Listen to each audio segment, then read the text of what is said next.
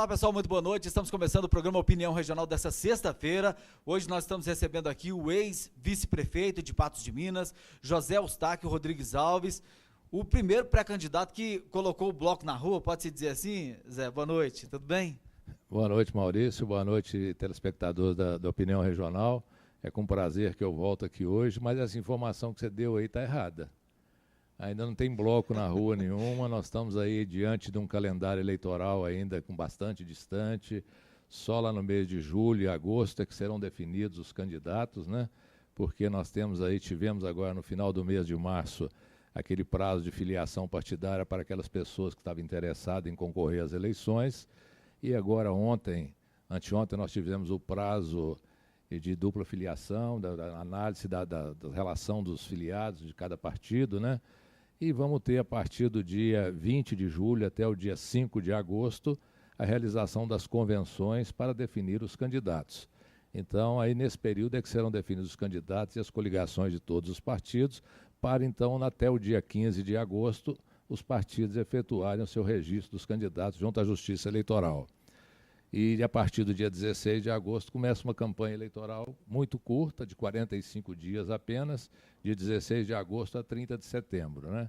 Então nós temos que aguardar aí até o mês de julho, as convenções, muitas discussões ainda virão aí à tona, e muita fofoca, muita conversa virá aí. Então, mas a informação que a gente tem é que você é o candidato, você será o candidato do grupo do Elmiro, o candidato do Democratas. Zé, pelo menos essa é a informação que corre a boca miúda na rua, né? Essa informação procede. Oficial não tem nenhum candidato a prefeito e nenhum candidato a vereador ainda definido, né? Nós temos negociado muito, temos conversado e tudo, e vamos definir para uma unidade do partido inicialmente e procurar outro partido para fazer coligação e a escolha de um vice, uma definição de um vice dentro do partido, com boa possibilidade, boas chances de vitória para que a gente consiga fazer um desenvolvimento muito bom na nossa cidade. Inclusive, você estava me dizendo aqui que sonha, inclusive, com a possibilidade de uma união geral aí, Zé, o que é muito difícil. Mas que é uma possibilidade. É muito difícil, Maurício, mas o momento que o país está vivendo e o nosso município também está vivendo, seria muito bom para o município se houvesse uma unidade, se houvesse uma pacificação, que todo mundo pensasse da mesma forma e que puxasse o desenvolvimento da cidade para um lado só. Porque a gente vê essa briga que há aí na cidade, uma rádio ataca um prefeito, a outra ataca quando muda de lado de prefeito, e isso fica complicado e a cidade vai só perdendo. Você vê aí, por exemplo, o caso da UFO. Há quanto tempo nós estamos lutando aqui para a implantação de um campus da UFO em Patos? Somente essa semana agora a Justiça decidiu mais uma vez que autorizar o reinício das obras do campo da UFO. Vamos ver se reinicia, porque agora a gente não sabe se tem dinheiro. Naquela época tinha, hoje não sabe. Quer dizer, são prejuízos que vêm para a cidade e que a gente não pode deixar que isso aconteça. Nós gostamos da cidade, nós queremos o desenvolvimento da cidade e o progresso e que a cidade continue aí bem desenvolvida, gerando empregos. Para isso, então, é necessário que haja uma pacificação, uma união. E se houvesse realmente uma unidade, não estou dizendo em torno do meu nome, não, uma unidade em torno de um nome de um candidato aí, um candidato que tivesse condições de efetuar uma boa administração municipal, seria muito bom para a cidade. O senhor abriria mão, por exemplo? Não, tudo é conversado, tudo é discutido, tudo no momento certo seria conversado e tudo isso aí, mas no momento não existe nada em pauta disso. Uhum. Nós temos hoje em Patos 21 partidos devidamente registrados na Justiça Eleitoral. 16 desses partidos eles estão com comissão provisória e 5 partidos com diretório. Então, o que significa isso? Nós temos hoje 16 partidos que podem e devem lançar candidatos a vereador e a prefeito na próxima eleição. Uhum. Zé, o senhor falou aí da questão dessa rivalidade que acaba prejudicando a cidade e citou um dos casos, o caso da UFO. Até que ponto foi a ingerência de um grupo ou de outro que prejudicou a instalação da UFO em Patos de Minas, na opinião do senhor? Total ou apenas parcial? Não, eu não diria que houve ingerência de grupo. Interferência? Eu diria que houve ingerência ou interferência de pessoas. Uma pessoa que estava interessada em doar um terreno para a instalação do campus da UFO e um ex-vereador também que aproveitou aquela carona ali e entrou com processo, e a Justiça Federal entendeu naquela época que devia suspender aquela doação. Depois aí percorreu-se um longo processo e definiu-se que seria alimento, definiu-se por uma licitação, e interessante que esse grupo, que essa pessoa que tinha interferido inicialmente lá solicitado, alegado que não houve licitação, no dia da licitação sequer apresentou uma proposta. Então, os antigos doadores, o Nelson e a Maria Tereza, continuaram firmes na proposta de doar, e doaram até uma área maior do que o que já tinha doado inicialmente, e com isso, então, foi-se resolvido esse problema. Só que aí, quando foi abrir a licitação para a construção do campus, dos prédios lá, a empresa que havia ganho a licitação no passado entrou na justiça pleiteando o direito dela continuar as obras. E agora, essa semana, saiu a definição que a Justiça definiu que ela tem o direito de participar e de executar as obras lá. Então, a gente espera que agora esse problema jurídico esteja todo superado e que Patos possa ter os benefícios que a UFO vai trazer para cá.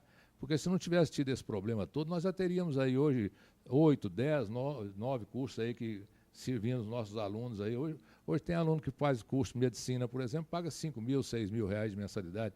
Na UFO é de graça, é um ensino de qualidade gratuito.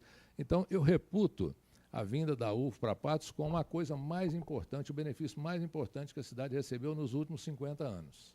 E que não está sendo aproveitado como deveria. E que não está sendo aproveitado como deveria por causa de ingerência, interferência de algumas outras pessoas, mas eu não vou dizer que é grupo político, não. O grupo político até não teve participação nisso, não. Uhum. O senhor acha que não? Acho que não, foi grupos isolados, pessoas isoladas. E agora, vai? Se Deus quiser, vai, mas depende de uma coisa, né, Maurício? A situação financeira daquela época do governo federal era uma, tinha dinheiro, hoje é outra, né? Hoje nós temos aí um país aí que nós temos aí 10 milhões de pessoas desempregadas, nós temos um PIB que em 2015 foi negativo em torno de 3%, a previsão para 2016 é que será negativo novamente, nós temos uma inflação aí com mais de 10%, ou seja, a realidade da nossa vida e da nossa situação a nível federal mudou muito. Uhum. Presidente, como é que o senhor analisa esse momento político vivido pelo Brasil? Um momento muito difícil, um momento em que as ingerências e as disputas políticas acabaram atrapalhando muito o desenvolvimento do país, e principalmente na área econômica. Como eu citei esses dados aqui, eu poderia ter citado também o dado que o do dólar, por exemplo, no final do ano passado chegou a 4,20, hoje ele está em torno de 3,50, 3,60, mas no final do ano passado ele chegou até 4,20, com perspectiva de chegar no final do ano a R$4. Isso tudo é por uma insegurança que montou no país, né? Nós estamos vendo aí a nossa presidenta da República, ela domingo teve aquela votação do impeachment, ela conseguiu 100 e poucos votos, em 513, quer dizer, mostrou uma total falta de governabilidade por parte dela se ela continuar no cargo. Se ela conseguir reverter essa situação, ela não vai conseguir aprovar nenhum projeto na Câmara, porque ela tem só 100 e poucos deputados que estão com ela, né? Então, a gente espera que isso seja solucionado o mais rápido possível e que, se tiver que ter uma outra eleição, que essa eleição seja realizada também o mais rápido e que o país volte aí a uma paz, a uma unidade, para que desenvolva, porque senão nós vamos todos sofrer com isso. O que o senhor achou do comportamento dos deputados naquela votação? Ridículo. Eu entendo, Maurício, que o comportamento de cada deputado ele devia ser chamado para dizer sim ou não. Maurício, seu voto, sim. Maurício, seu voto, não. Agora os deputados se aproveitaram, começaram a falar de família, começaram a falar de mãe, de religião, né? Até de time de futebol. Então, teve uma deputada lá, por exemplo, que engrandeceu o marido dela, que é a prefeita em Montes Claros. No dia seguinte, ele foi preso pela Polícia Federal, né?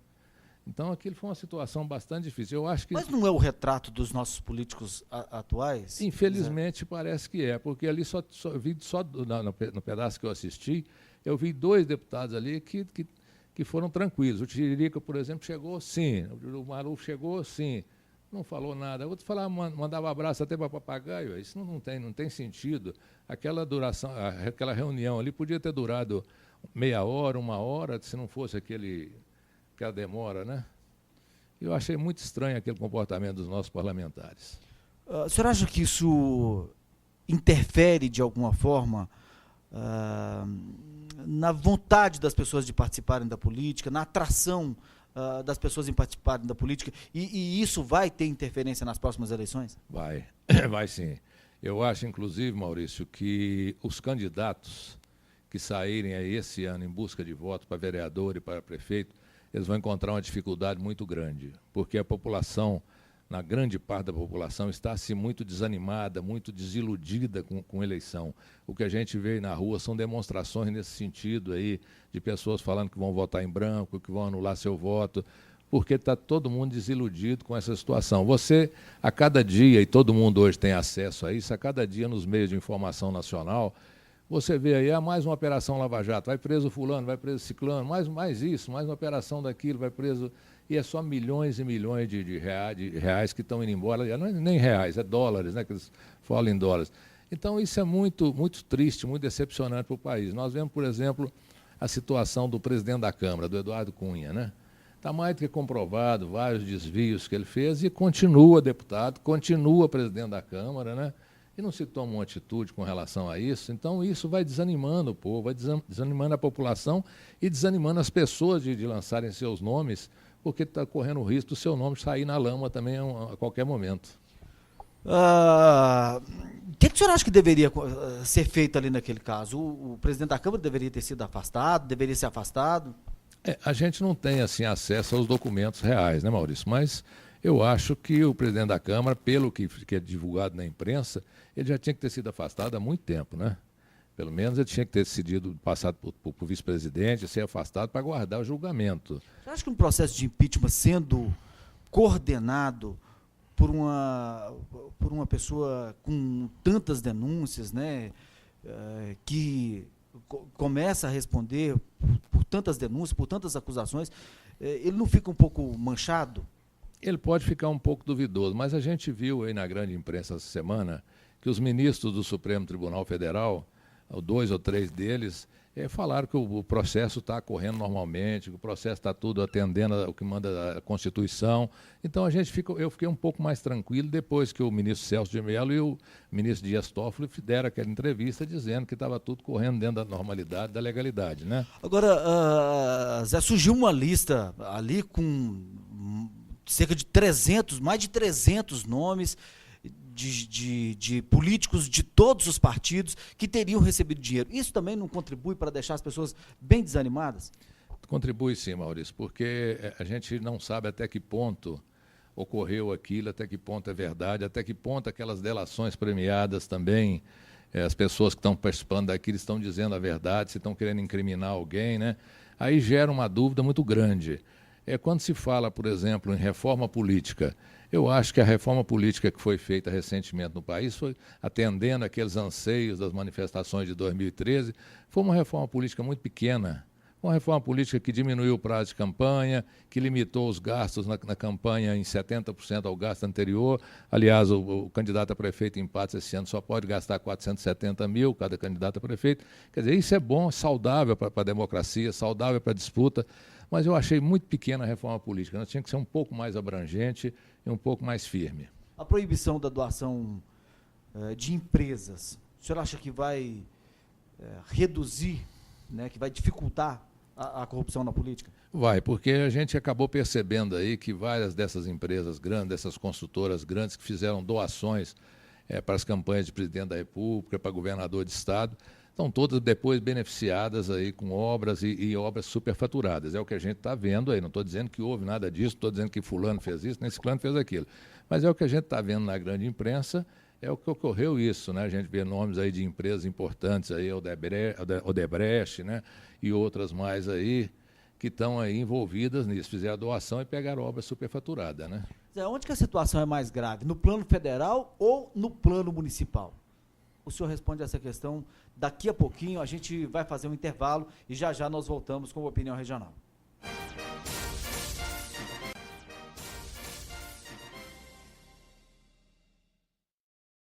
De volta com o nosso programa Opinião Regional. Hoje você já sabe, nós estamos conversando aqui com José Eustáquio Rodrigues Alves, economista, ex-secretário, ex-vice-prefeito de Patos de Minas. A gente terminou o bloco passado e eu fiz uma pergunta para o senhor, qual que é a situação mais grave, no plano federal ou no plano municipal, na avaliação do senhor?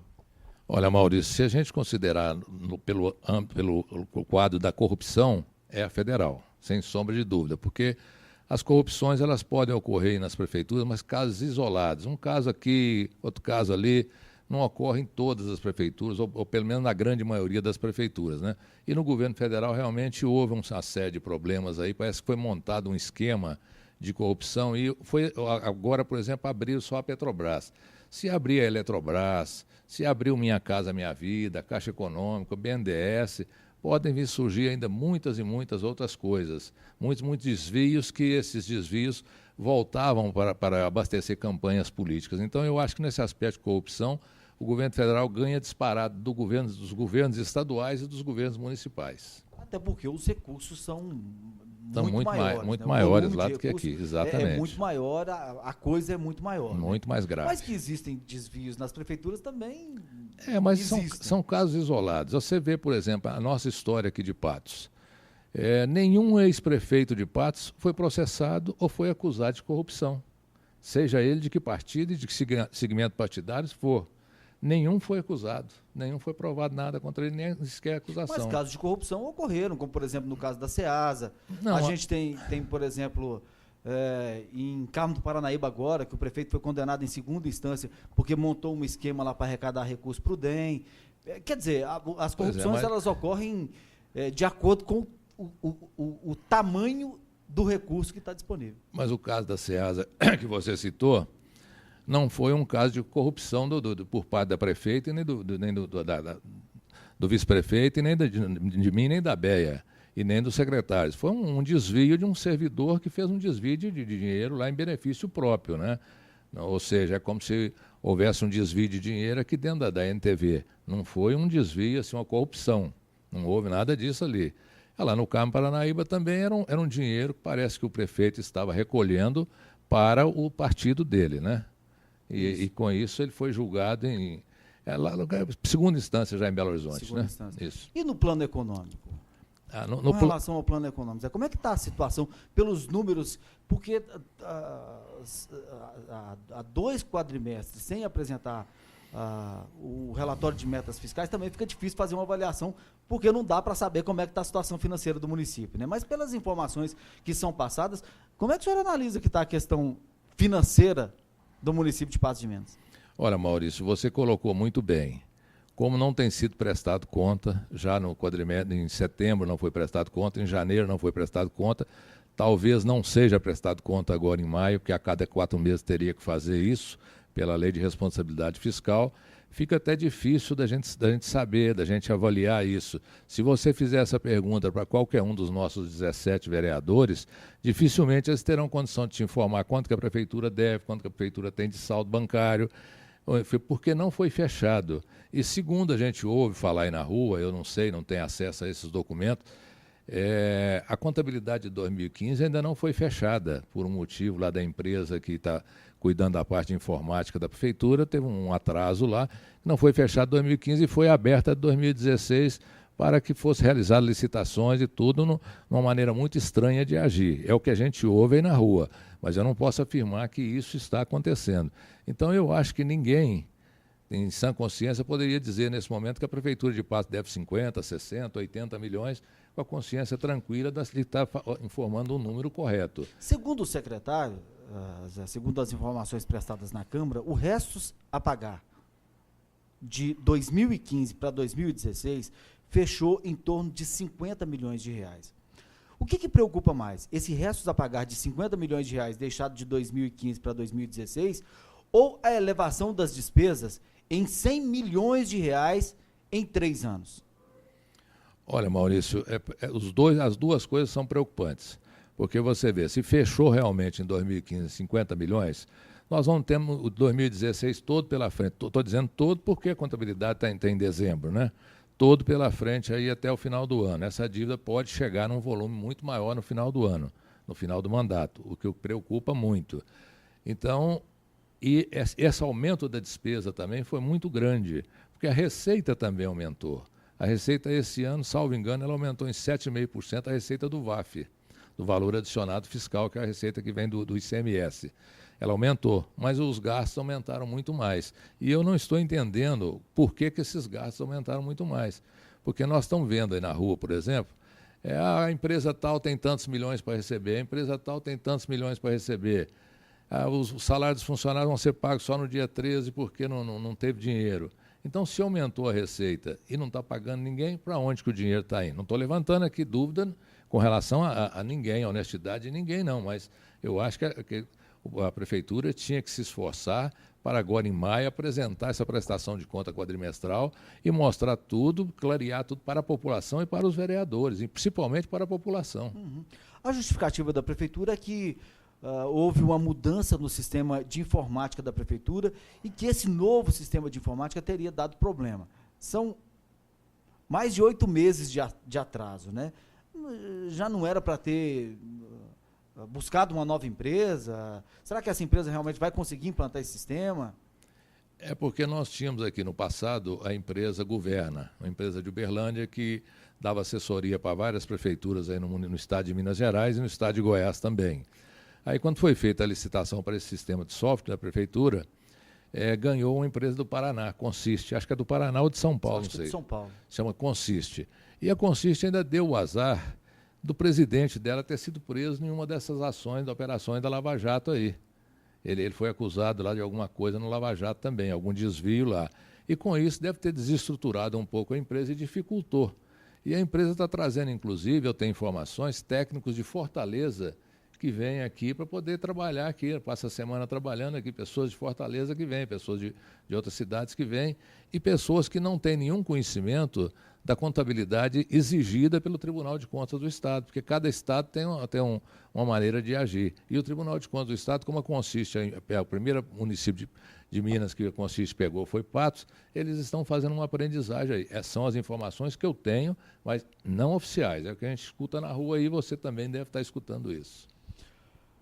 Zé, vamos voltar a falar de eleições, porque as eleições estão batendo aí a nossa porta, né? Como é que, na avaliação do senhor, como é que deve ser o comportamento de quem vai buscar o voto, né, de quem vai se candidatar, e como é que deve ser o comportamento do eleitor nessa próxima eleição, diante de tudo isso que a gente tem visto?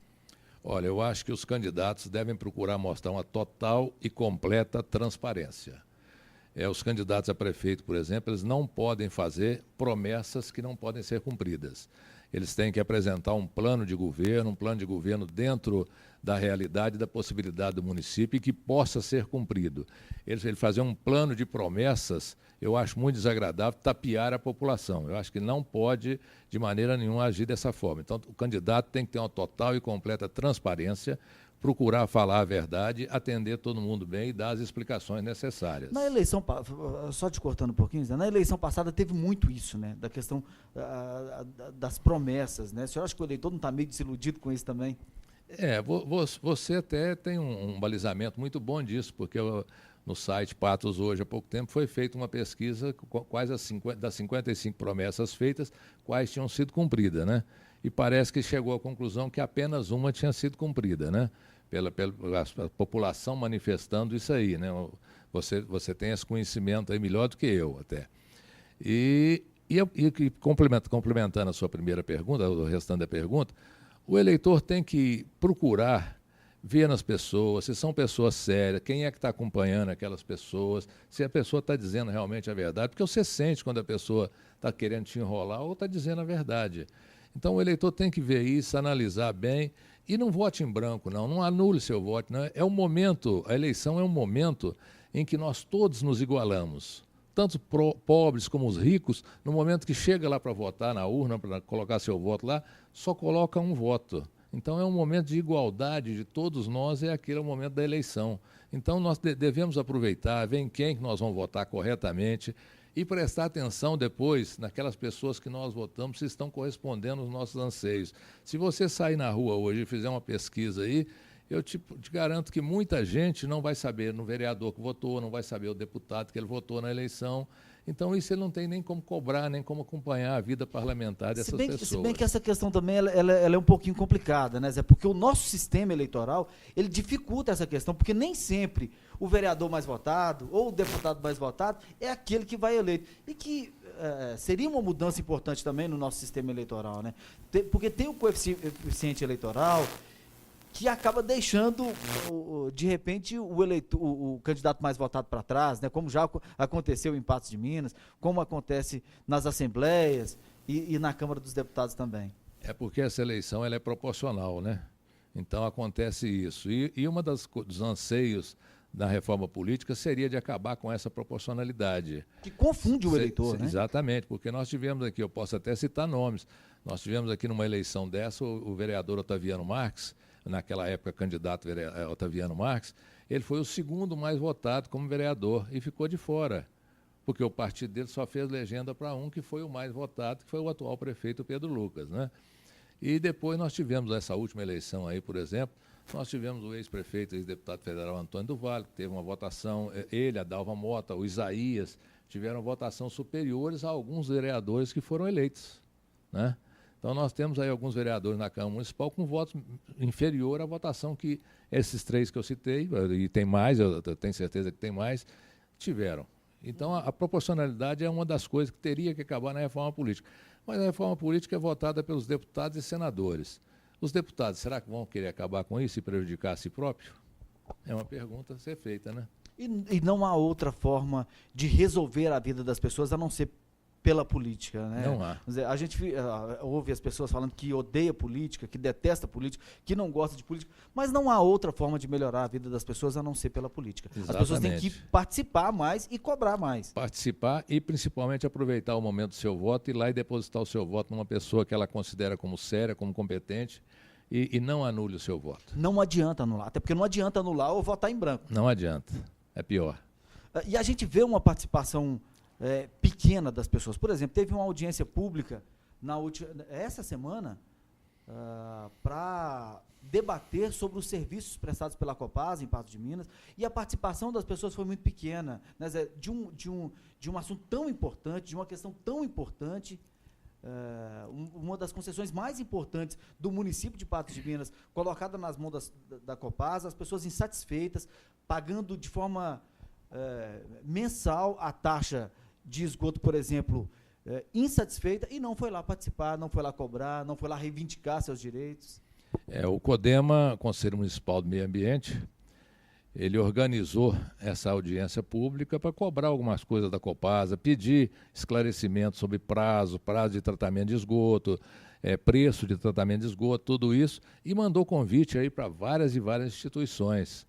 Eu estava presente numa parte da audiência pública lá, até nós nos encontramos lá.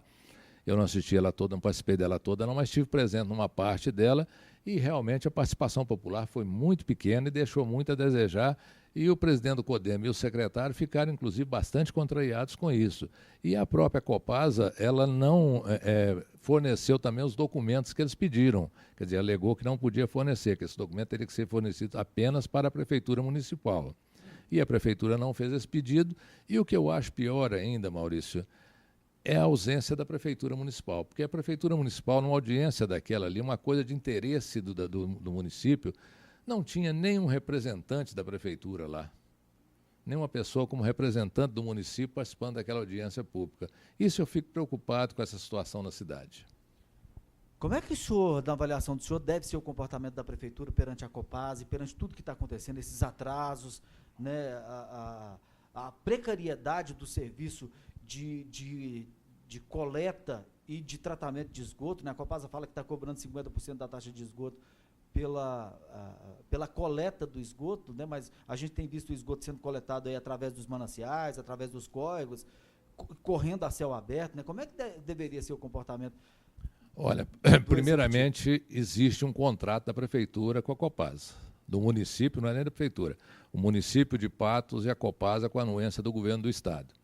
Então, esse contrato está em vigor desde dezembro de 2007.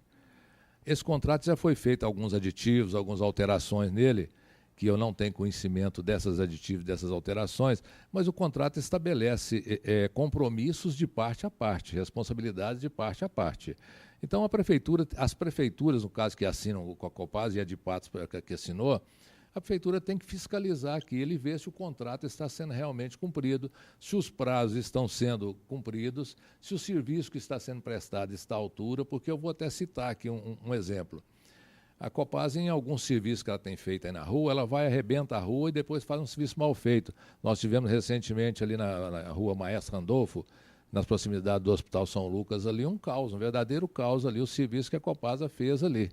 de recuperação do asfalto. E nós já tivemos isso aí em várias e várias outras ruas. Na rua Padre Brito, eles abriram o asfalto lá, até hoje não arrumaram, né? Na quase esquina com Zé de Santana. Então são exemplos que a gente passa na rua e está vendo isso aí. Então a prefeitura tem que fiscalizar se realmente o contrato da Copasa está cumprindo a sua parte do contrato e se está fazendo um serviço de acordo com determinado.